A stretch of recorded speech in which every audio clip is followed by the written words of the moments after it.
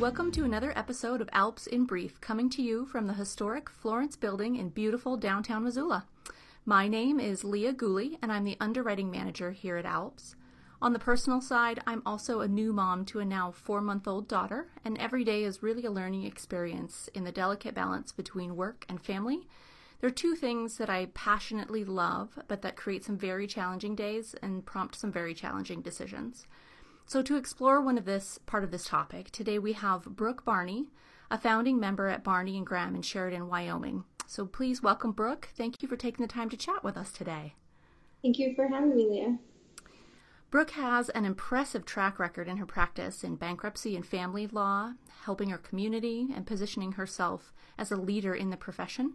But today she's here to talk about those impressive work accomplishments and how she blended those with personal ambitions. So, Brooke, to get us started, would you tell us a little bit about your own journey into law?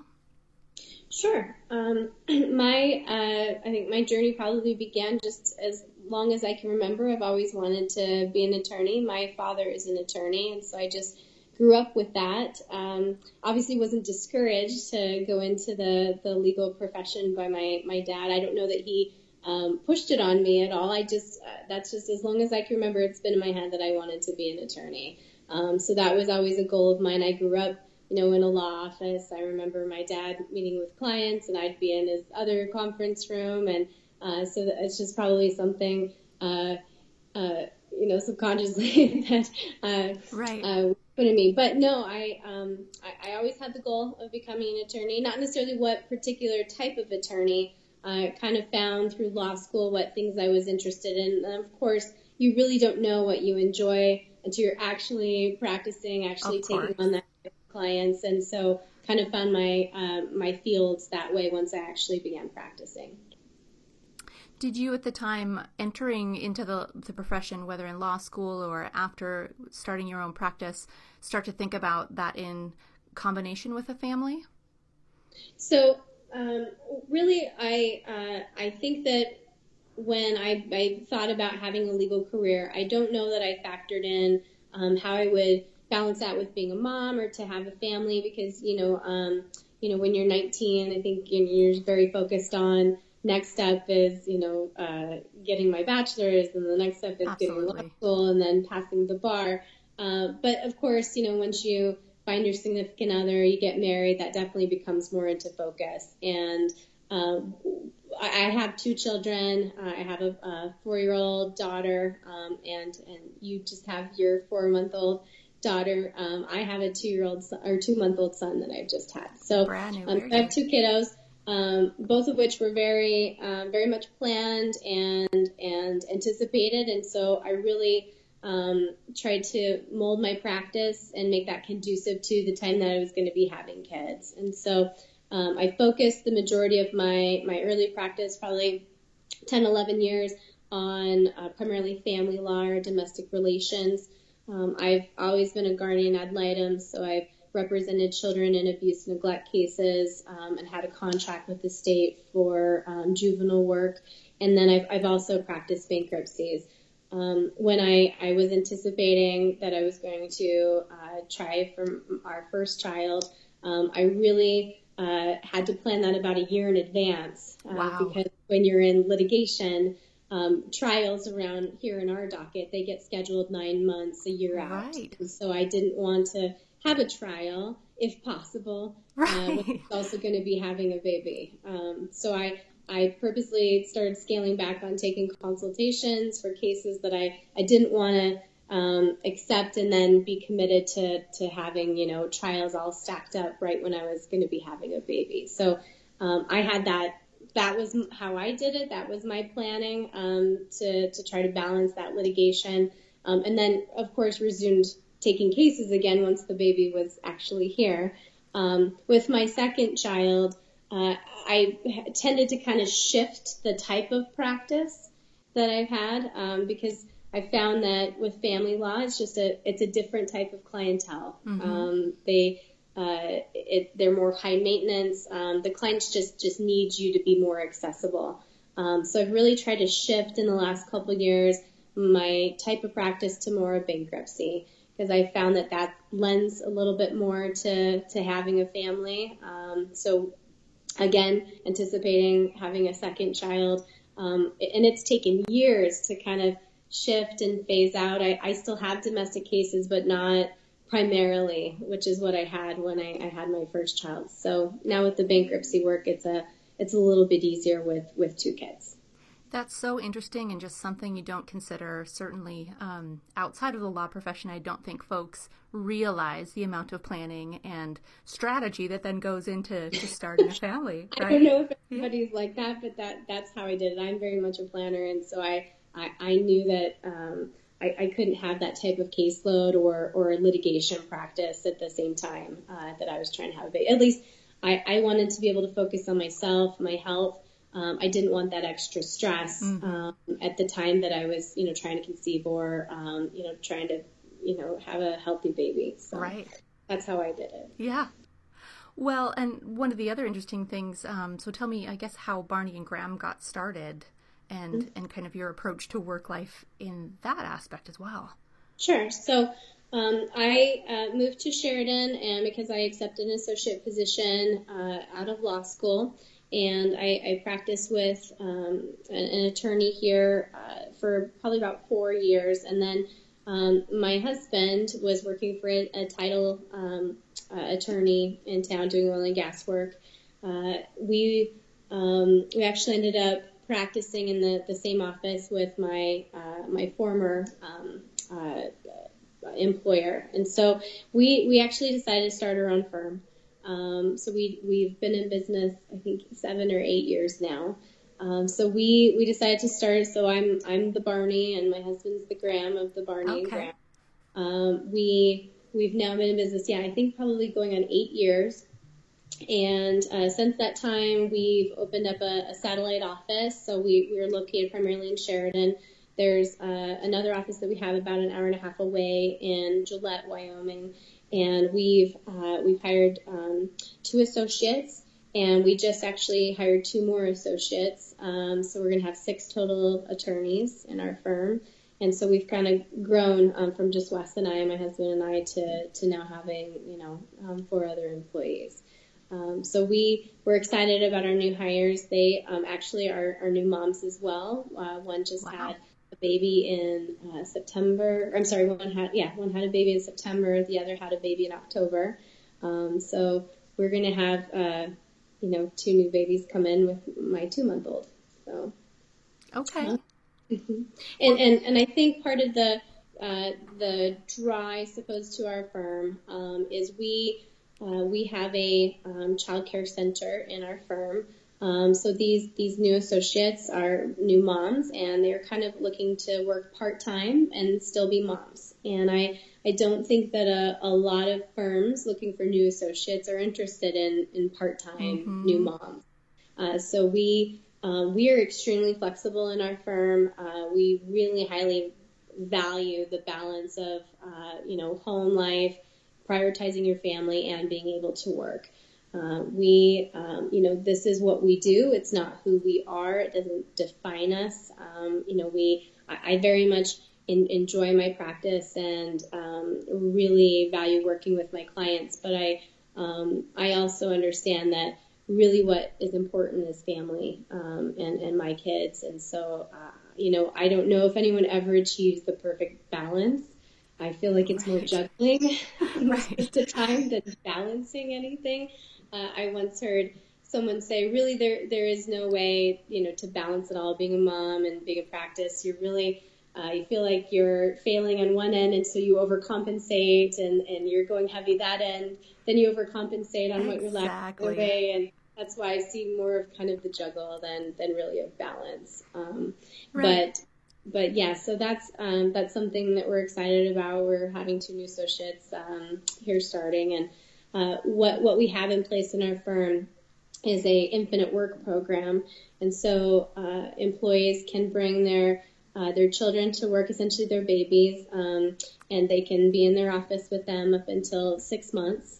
And so that's kind of a step below of the child care center. So new moms might not want to put their baby with someone full time, and so they can bring their baby to work, have them in the office as long as they're not a disruption to the office or to other people working. And how it works with the Infinite Work program is they can designate an alternate care provider, and the alternate care provider, as long as they agree, can watch baby while maybe they need to take a phone call or need to go down and meet with a client. They just need to have baby free time so they can work. But really, mom is, the designated primary caregiver when they're at work under this program. So I, for example, have a little Mamaroo rocker set up in my office. Okay. And so I can bring in baby and he rocks while I, get my work done at the office. And we're going to, have swings and things available for new associates for them to have their babies for starting. What an awesome concept. Then past that 6 months, do you then have an actual child care facility? Yes, we do. Wow. So we have a licensed and certified child care center. So we have that available. I mean, that's available as well. Really, the state doesn't allow infants younger than 6 weeks to come in and be part of the child care center. So anytime after 6 weeks, up until, kindergarten, we can have kiddos down. And it's actually located on site in our building. Clients don't know that we have this going on and we don't advertise it. Okay. But right now below me in my conference room is our child care center.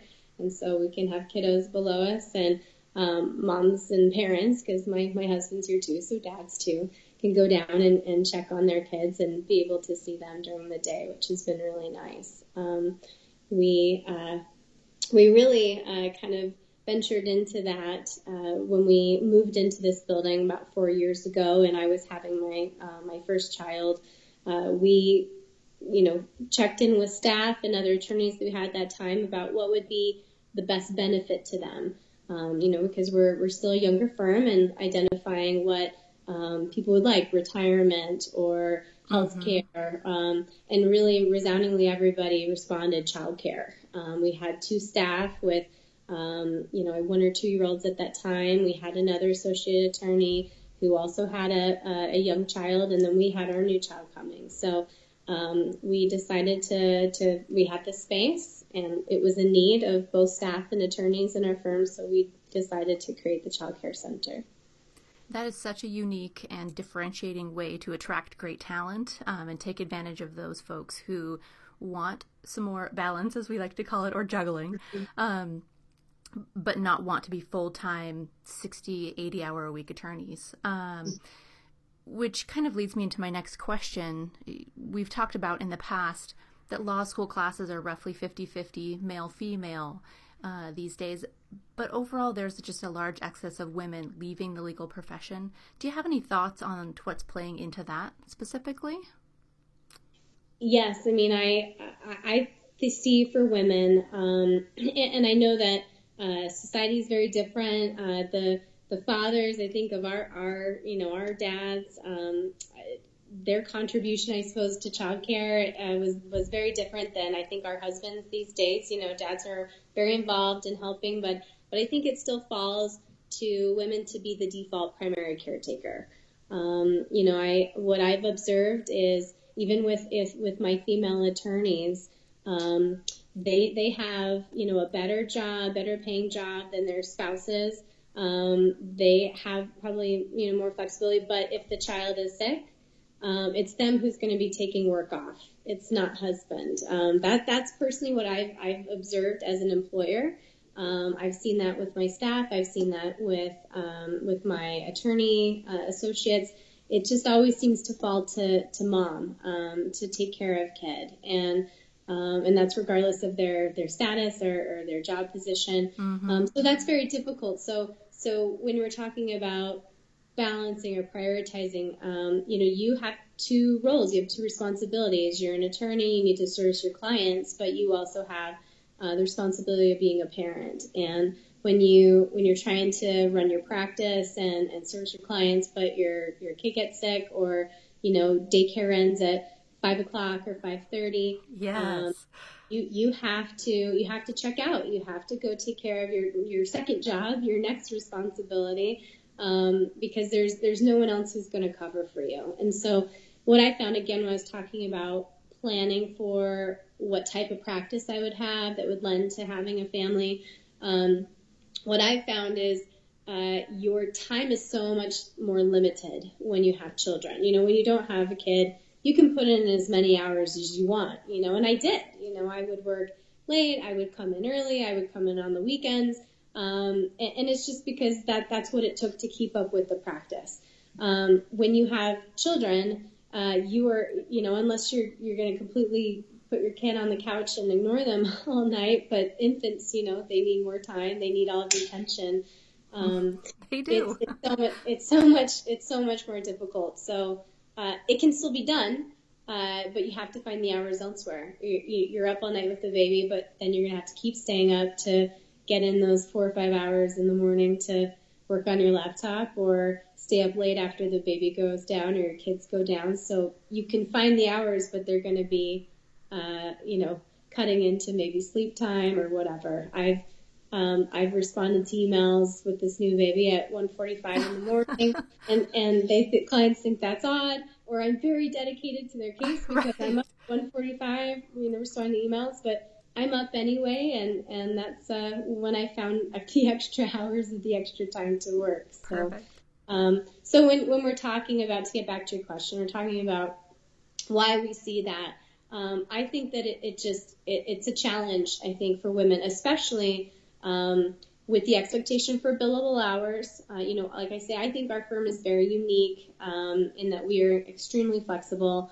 We prioritize the work-life balance.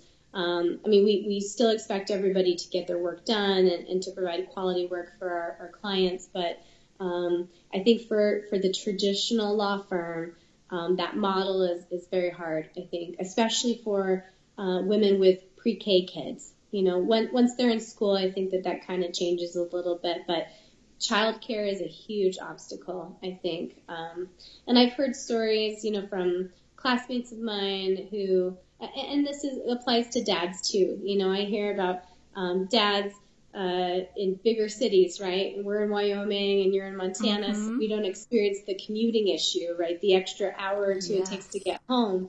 But you hear stories about people, working, late at night, and then they drive their hour or two to get home just in time, maybe to catch reading a book before bed, and that's all the time that they really get with their kids.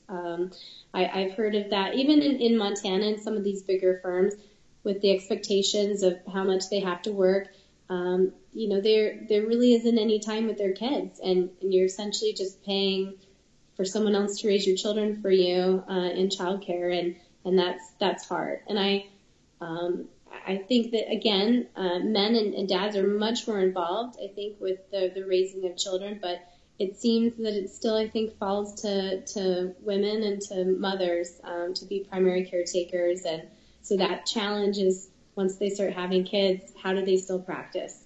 And for these, two new associates that we have, it's because we're going to allow them to have a part-time position, and eventually they may go full-time and they can, phase that practice back more into their lives. But yeah, I think that childcare, having a family and continuing to keep up with the expectations of the billable hour, that is probably a huge reason for lack of advancement for women in law firms, and also for women deciding to leave the profession. Right. So that does lead also then into kind of my next question. In this experience through your business model, in blending it with a child care center and a law firm practice, acknowledging these challenges that women specifically, and you have mentioned absolutely there's dads in the mix and it's a family juggle, but specifically women do face a little bit more of that burden, or what I've heard called the mental load, making sure that people have, the appointments on the calendar they need to have for shots, making sure there's groceries in the fridge type of thing that typically falls to the females in the relationship. In looking at your business model and trying to solve that from the piece of childcare, what have you learned out of that experience? Well, I found that us offering that benefit has definitely contributed to having employees stay longer. So I think it's been a benefit to the firm to offer childcare because I think there's more job satisfaction. Parents are able to focus on their work because they know their children are being cared for. They can personally go down and see their kids and check in on them, make sure they're doing fine, and get that gratification of seeing their kiddo. Maybe when they're feeling burnt out, they could go down and get refreshed, give their kid a hug, and then be able to come back up. So I think it helps with job performance. It's helped with longevity, with keeping employees here. And I think that people are happier because, again, they have that flexibility where they can bring in their infants, or infants can be with them in their office, and then when they get old enough that they need a different type of care, we have on-site care so they can go down and do that. So I think that's the benefit that I've seen with implementing that benefit in our firm is it's helped the firm in our performance and with our employees. So it's been a good thing for us to do. Fantastic. Last and just kind of a closing thought here, it's definitely clear that starting or growing a family comes with these challenges. So for those thinking about kind of the future balance or those juggling their way through it now, any advice? Well, I think if you're planning on having a family and you want to stay actively in your practice, I think it does take some planning. It will help the transition, I suppose, if you plan. You need to have a childcare plan, a solid childcare plan. So I know that there's, at least in our community, and I'm reading about in other communities in the state, of just the difficulty of even getting childcare, getting into a center. Absolutely. So get waitlisted as soon as you're expecting to try to conceive. That way you can have the peace of mind of having childcare in place. Have a support system, have backups. If you can utilize family or friends, so that you might have your child in childcare, but then they send them home because they're sick. You still have court, and so you have to have a backup. You need to have someone lined up that's going to help support you. So when they say it takes a village, to raise a child, it really does. So some people are fortunate than others to have a family and a big support system, extended family. If you have that, then that's wonderful to utilize. But if not, really try to facilitate and have those backups ready to go. So having a solid childcare plan is one, but I think also really evaluate what type of practice that you want to have. Certain, I think, areas lend a little bit more to being able to have a little more flexibility, I suppose, with having a family. If you're a transactional attorney, I think that's a lot easier, or I guess it will facilitate a balance a little bit easier. Yeah. You can still litigate. You can definitely still have a practice where you're going to go to court, but again, I think at least personally, I've been able to find the balance a little bit more by transitioning and shifting the type of practice I've had, at least while I'm having younger children. I see being able to phase back in when I can put in more hours because my children are older and can sustain themselves a little bit more. They're not so dependent on me, but so when you're planning, I think, just how are you going to do it? Logistically, how are you going to continue to practice? But when you have these other responsibilities, so having a solid childcare plan is key. And then thinking about, also just what do you want, and does your current law firm facilitate that? Do you still want to have the same level of practice that you have with many clients in the same caseload and keep that plus, having your kid, or do you want to have a little more balance with more home time? And so you just need to be honest with your employer so that they know what to expect of you after the fact, and hopefully that will leave in satisfaction on both ends. They're not upset because you're not having the same level of performance after you've, come back from having baby, and you're having satisfaction with your job, but still being able to factor in this new piece of your life and being able to have a family. So it's not easy. That's why they call it the balance. No one has the answer to really how do you do it, but at least personally, how we've made that transition for myself, our staff, and our other associate attorneys is to offer the flexibility and then to give them the peace of mind by having quality childcare on site. Well, those are truly words of wisdom, I think, to ask yourself what you really want and then see what options are out there, or in your case, create those options to meet the need and to support your firm. That's fantastic. Again, thank you so much for spending your time with us this morning. We think you're a rock star, and we appreciate everything that you've provided for us today. Well, thank you, Larry. I appreciate the opportunity to speak about it. And if anyone's interested in how to implement this similar program, I may be happy to visit with them. There are a lot of different ways you can do this. It doesn't have to be a full-on on-site childcare facility. Even other ways of maybe providing that as a benefit to your staff is working, with other local childcare facilities, maybe subsidizing their own childcare, helping them, staff by being able to afford childcare. I know when we had staff who, we've been with us a long time. She's about to have her second child, and it really wasn't financially, it didn't make sense for her to continue to work if she's going to be paying for childcare with 2 children.